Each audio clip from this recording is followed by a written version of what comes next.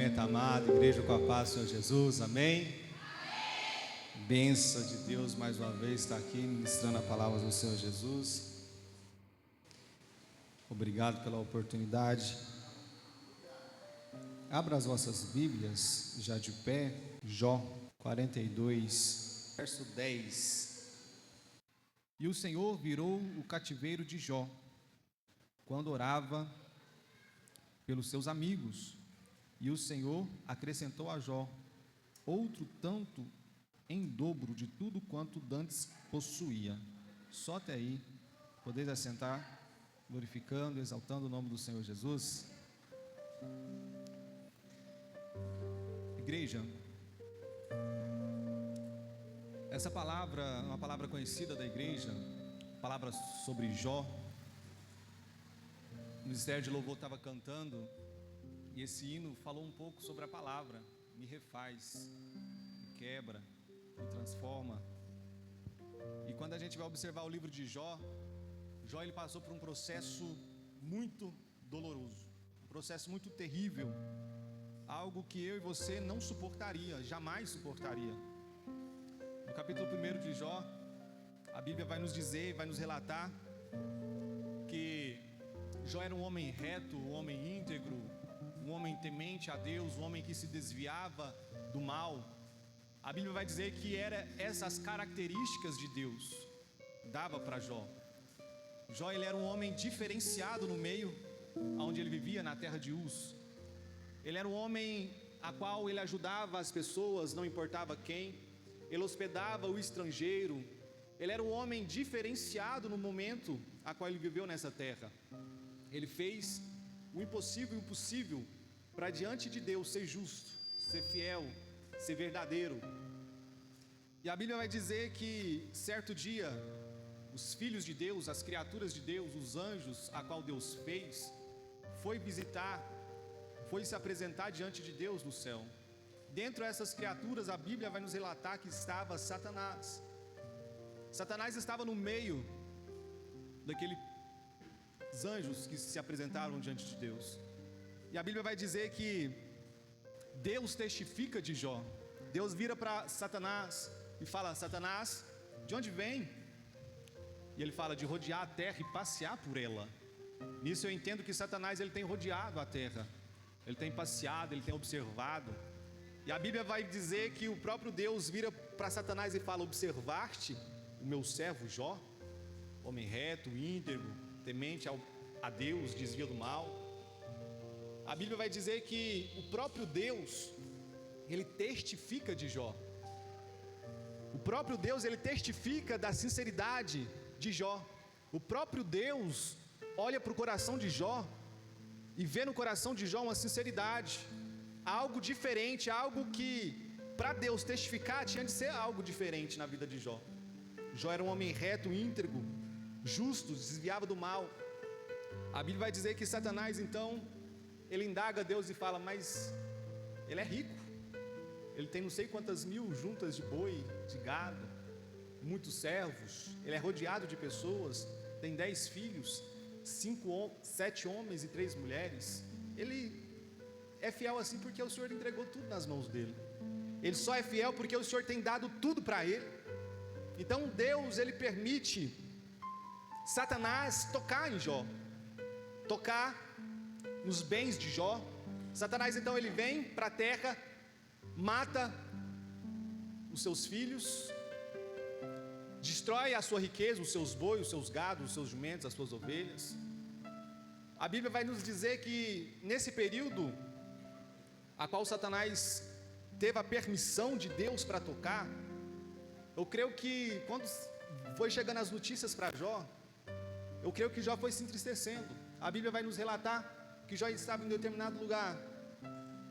Veio um servo do Jó e falou: olha, Jó, veio um pessoal de longe, roubou os seus gados, e só eu escapei, mataram os servos, e só eu escapei para trazer a notícia. A Bíblia vai falar que mal esse acabou de anunciar, chegava outro: olha, roubaram os seus camelos, mataram os servos e foram embora. Mal outro acabava de anunciar, chegava outro servo e falava: olha, seu Jó, todos os seus filhos estavam reunidos em um determinado lugar, na casa do primogênito, veio um vento como um redemoinho, derrubou aquela casa e todos os seus filhos ali morreram. Nesse momento Jó, ele se rasga as suas vestes, se prostra no chão, e a palavra de Jó diante desse cenário é: Deus me deu, Deus tomou, bendito é o nome do Senhor Jesus. Muitas das vezes nesse cenário, se fosse comigo e com você, a gente não agiria como Jó. Jó, ele era um homem diferenciado naquela região a qual ele morava. A palavra a qual ele fala é essa: no eu vim, no eu voltarei. Deus ele me deu, Deus ele tomou, bendito seja o nome do Senhor. Nisso Jó, ele não murmura, ele não reclama, ele não blasfema contra o nome do nosso Senhor Jesus, com o nome de Deus. Nisso tudo, ele passou pela aprovação.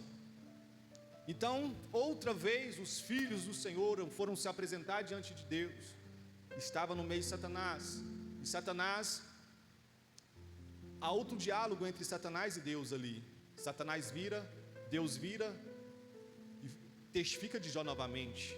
Então esse diálogo novamente, Satanás vira para Deus e fala: então peraí, eu toquei em tudo, ele ainda te adora, deixa eu tocar na carne e no osso dele, para ver se ele não vai murmurar contra o Senhor, se ele não vai te negar, se ele não vai blasfemar o seu santo nome.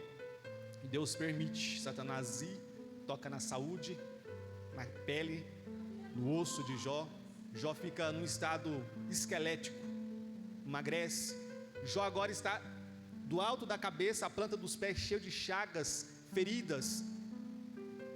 Ele está numa situação deplorável, numa situação a qual as pessoas passavam longe de Jó por causa do fedor que ele tinha. As bolhas explodiam, ao qual Jó ele pegava um pedaço de caco para se coçar, ou seja, para fazer pequenas cirurgias naquelas bolhas, porque as bolhas era terrível, a dor, o sofrimento. A vida de Jó naquele momento estava numa situação deplorável. Naquele momento Jó ele entra em cima de um monte de cinzas e fica ali parado. A esposa de Jó vem, fala para Jó: Jó, amaldiçoa esse Deus e morre. Em outras traduções, bendiz esse Deus e morre, ou seja, faz um último louvor, um último culto a esse Deus e morre. Jó vira para ela e fala: como fala uma louca mulher, como assim? E nisso Jó não blasfema e não nega o nome do Senhor. A Bíblia vai nos dizer que vem os amigos de Jó, vem 4 amigos, 3 amigos primeiro, senta diante de Jó, fica vendo aquela situação. Jó perdeu tudo, está ferido, os seus ossos, a sua carne está bem debilitado. Aqueles amigos sentam diante de Jó e ficam um período em silêncio ali, sem falar um A. Mas quando eles começam a falar, eles começam a acusar Jó: Jó, você está em pecado, Jó, se conserta, tu está errado. E Jó, nesse diálogo, ele se defende: eu não estou em pecado, eu sou justo, eu fiz a vontade do Pai, eu andava segundo os caminhos e os propósitos dele. Vem outro amigo e fala: você está em pecado, Jó, confessa logo que você pecou, porque o justo que segue a Deus e que obedece, ele não vai padecer necessidade. Era essa a visão dos amigos de Jó.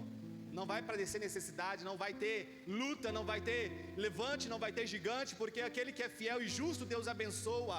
Mas não foi aqui no cenário de Jó, e nisso a aplicação pessoal para a minha vida e para a tua vida. Nem tudo vai ser flores, nem tudo vai ser bênção, nem tudo vai ser da forma que a gente pensa. Muitas das vezes a gente pode ser o melhor obreiro, o melhor crente, o melhor cristão, mas Deus permite a gente ainda passar por lutas, desertos, decepções, tempestades. Não importa o grau de intimidade que eu tenho com o Senhor, assim como o grau de intimidade que Jó tinha para com o Senhor, Deus não isentou Jó de passar por essa adversidade. Deus não isentou Jó de passar por esse período tenebroso, um período obscuro. Jó ele desejou a morte, ele amaldiçoou o dia que ele nasceu. Jó ele ficou entristecido. E um versículo ele fala que tinha medo de chorar porque ele ia engasgar com o próprio choro. O cenário dele era um cenário de fraqueza, um cenário de fracasso. Aqueles amigos de Jó observavam Jó e comparava a situação de perder tudo, de estar naquele monte de cinzas, cheio de chagas, de feridas. Mas há um porém, Deus fala: ó, toca em tudo, mas não toca na alma, não toca no caráter. não toca no caráter de Jó. Toca em tudo, mas menos no caráter, menos na vida dele, menos na alma dele. Nisso eu entendo que Deus, Ele é soberano sobre a minha vida e sobre a tua vida. Satanás, ele pode ir até um certo limite. Passou desse limite, ele não opera mais nada, porque ele tem de pedir autorização para o Senhor Jesus. Ele acha que pode, mas não pode. Ele acha que é, mas não é, porque o meu Deus e o teu Deus, Ele é soberano. Ele é o Todo-Poderoso e Ele tem toda a autoridade nas suas mãos. Se Ele quiser fazer, Ele faz. Se Ele quiser não fazer, Ele não faz. Se Ele quiser me matar aqui agora, Ele me mata.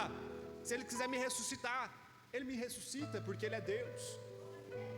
Isso é um aprendizado. Jó saiu dessa situação com um aprendizado enorme, mas ele passou um processo terrível.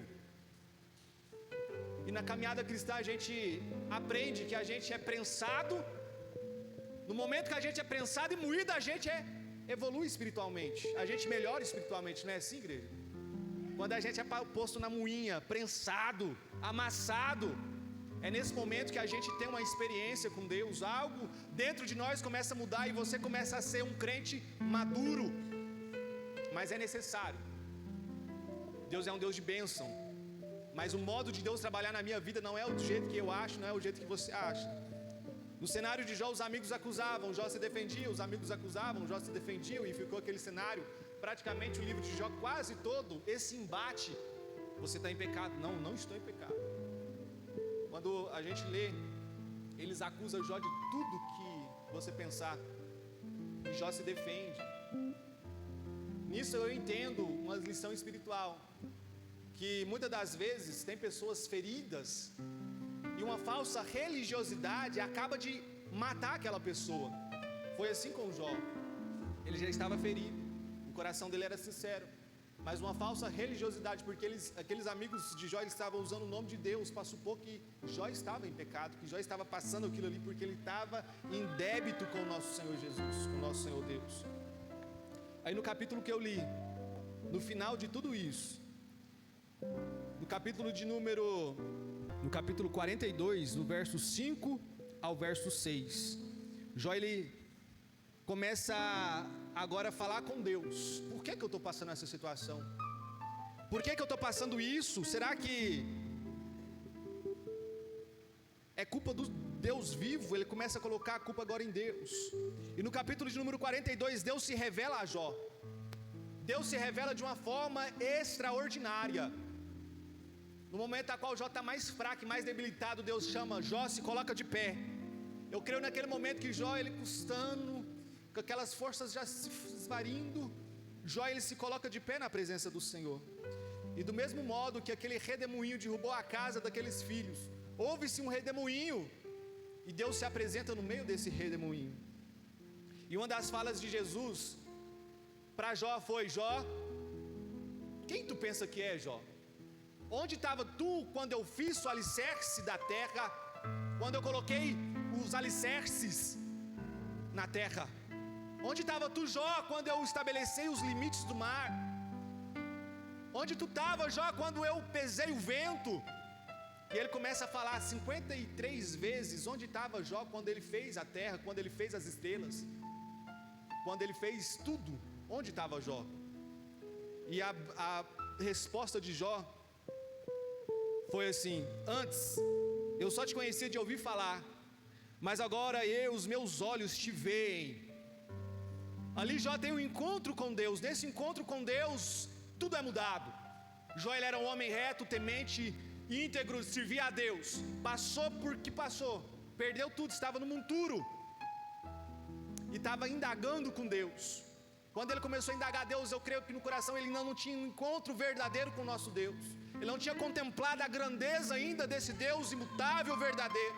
Mas quando Jó ele teve esse encontro com Deus, e ele fala: antes eu só te conhecia de ouvir falar, mas agora os meus olhos te veem, os meus olhos te contemplam. É dessa forma na minha vida e na tua vida. Muitas das vezes a gente passa por períodos turbulentos, tortos, opressão, mas quando a gente tem um verdadeiro encontro com Deus, tudo muda na minha vida e na tua vida. Tudo é transformado na minha vida e na tua vida. Porque no momento que você tem um verdadeiro encontro com Jesus, você começa a ter uma fé inabalável. Você não para por qualquer coisa, você não para por qualquer adversidade, você não para por qualquer perseguição, você não para por qualquer doença, você não para porque perdeu um parente, um ente querido. Quando você tem um verdadeiro encontro com Deus, a sua fé é renovada e você é colocado em um novo nível espiritual. É um amadurecimento espiritual. Ali Jó amadureceu espiritualmente. Com tudo isso, Satanás saiu envergonhado, porque nisso tudo Jó não se negou, não blasfemou o nome do Senhor Jesus. Satanás, ele é astuto, e ele quer acusar a minha vida e a tua vida. Ele quer achar alguma brecha para que eu e você se afaste, negue o nome do Senhor Jesus. E muitas das vezes, quando a gente está alinhado na presença do Senhor, buscando em espírito e em verdade, há um levante sobre a minha vida e sobre a tua vida. Há uma opressão sobre a minha vida e sobre a tua vida. Quando a gente se fala assim: Deus, eu vou me colocar no altar e vou te servir verdadeiramente, há uma opressão no mundo espiritual para tentar te paralisar. Há algo no mundo espiritual para esfriar a tua fé. Há uma perseguição para te calar, te paralisar. E muitos não aguentam. Muitos não prosseguem, porque não conheceu Deus verdadeiramente. E ali Jó, ele teve um encontro com o Senhor Jesus. E a Bíblia vai dizer que aqueles amigos a qual acusavam Jó, aqueles amigos a qual falavam que Jó estava em pecado, falava para Jó se confessar: confessa o seu pecado. Agora Deus tem um encontro com aqueles amigos de Jó e fala assim para eles: eu contemplei vocês, mas agora para vocês se redimirem, eu quero que vocês peguem bois, levem até o altar, sacrifiquem e peça para Jó orar por vocês, porque eu só vou receber a oração de Jó. Vocês estão em pecado. Nisso Deus testifica da fé de Jó. No momento em que Jó, ele ora para os seus amigos, naquele momento, a qual é levantado um altar e um concerto ali entre os seus amigos e Jó, dali em diante Deus muda a sorte de Jó. Nisso eu entendo que no altar tem um mistério glorioso. Quando a gente coloca a nossa vida no altar, quando a gente busca a Deus em espírito e em verdade, quando a gente conserta o nosso altar, algo muda. Deus muda o cenário, Deus muda a situação, Deus muda tudo. Mas é necessário a gente colocar a nossa vida no altar do Senhor Jesus. Quando a gente busca a Deus em primeiro lugar na nossa vida, algo muda. Quando o nosso coração é voltado totalmente para o nosso Deus, algo muda. Algo é transformado dentro de nós e Deus começa a operar o teu milagre na minha vida e na tua vida. Quantos aqui buscam a Deus, mas não tem o altar? Buscam a Deus, mas não buscam uma comunhão verdadeira com o nosso Deus. Não buscam um verdadeiro relacionamento com o nosso Deus. Eles querem as bênçãos, mas não querem passar o processo que é necessário para que eu possa ter amadurecimento espiritual. Quem aqui quer passar a luta de Jó? Mas muitas das vezes a gente fala: eu quero o coração de Jó. Deus, me dá um coração de Jó. Mas você consegue suportar aquilo que Jó suportou? Você consegue passar aquilo que Jó passou? Eu creio que nós não conseguiríamos passar o que ele passou. Nós desistiríamos na primeira roubada de gado lá: não, chuta o balde, eu não quero esse Deus não. Mas no momento a qual Deus escolhe Jó para testificar que existia ainda pessoas que eram fiel a ele, para mostrar para o inimigo que ainda existia pessoas que eram fiel a ele. Porque no contexto, quando a gente vai olhar um lado mais aprofundado, há um duelo entre Deus e Satanás ali, de caráter. Porque no poder Deus destrói Satanás num piscar de dedos. Mas ali Deus estava provando para Satanás, que era um querubim ungido de Deus, que tinha poder e autoridade no céu, que um servo, um simples homem, era mais obediente do que ele. Um simples servo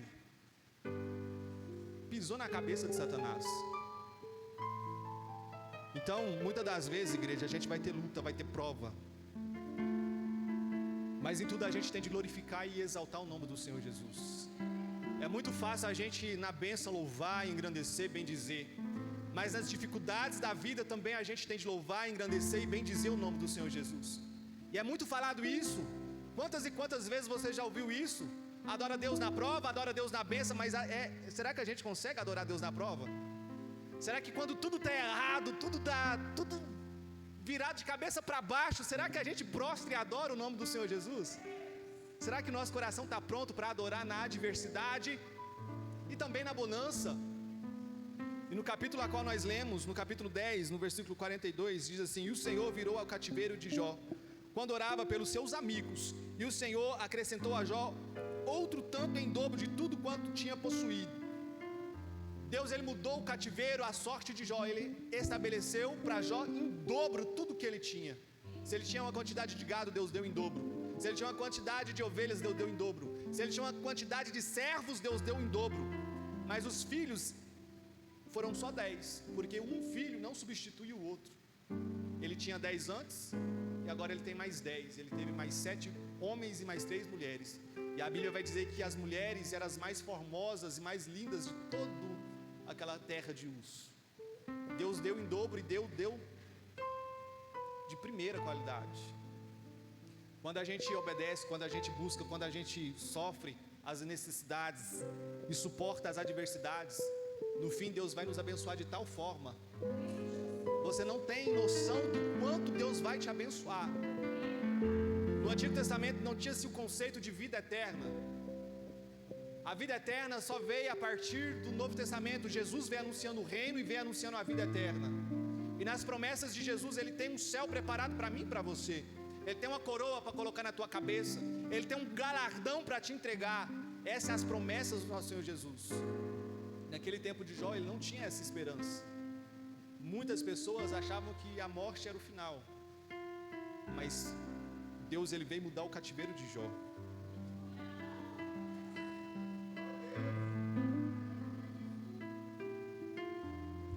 É fácil ver a Deus, igreja?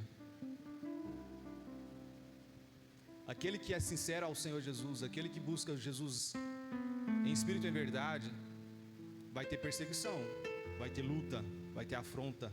Satanás não vai gostar não, mas em tudo dai graça.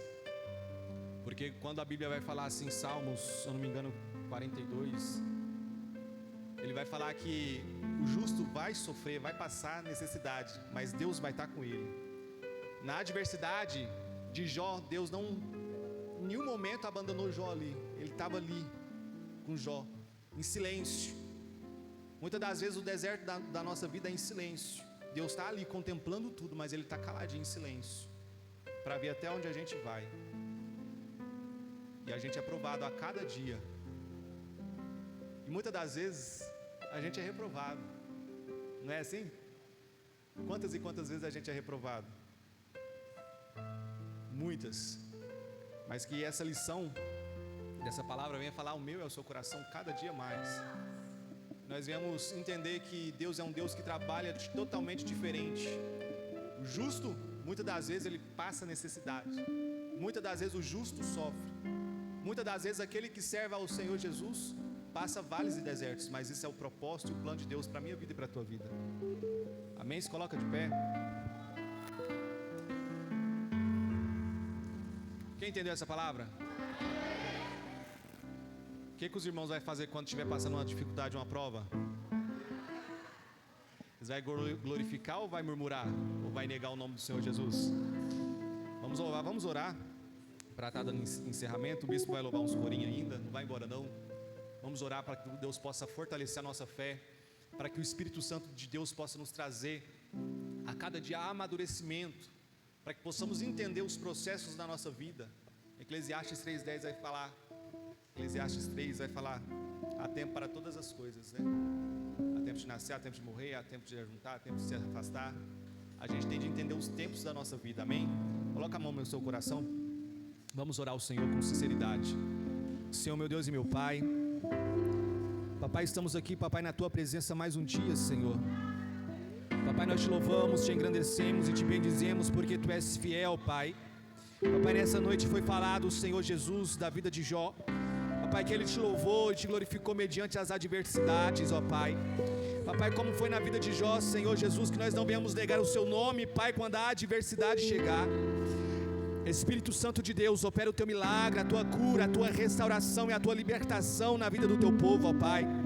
Papai, eu não sei a necessidade do Teu povo, mas o Senhor conhece cada coração, Pai. Papai, o Senhor sabe cada necessidade, Pai, que se encontra aqui, Papai, nessa noite. Papai, obrigado, Senhor Jesus, por mais um dia de vida, ó Pai. Papai, destrói, papai, as correntes, papai, as algemas, papai, que vem destruído, papai, a fé, a convicção, a coragem do teu povo, ó Pai. Espírito Santo de Deus, dá coragem, Pai, para a tua igreja. Espírito Santo de Deus, dá ânimo para a tua igreja, ó Pai. Espírito Santo de Deus, papai, que a nossa fé, Senhor Jesus, venha ser renovada dia após dia, ó Pai. Papai, que a tua palavra, Senhor Jesus, venha estar na tábua do nosso coração, para que a gente não venha pecar contra o Senhor, ó Pai. Papai, perdoa as nossas falhas, os nossos pecados, ó Pai. Opera a tua justiça e o teu querer em nosso coração, Pai. Papai, derrama a tua graça, a tua misericórdia, Pai. Papai querido e papai amado, em nome de Jesus, ó Pai, nos ensina, papai, a cada dia, papai, a te servir com sinceridade. Assim nós clamamos e pedimos, Pai, em nome de Jesus. Amém. Eu agradeço a oportunidade, as palmas, louve ao Senhor.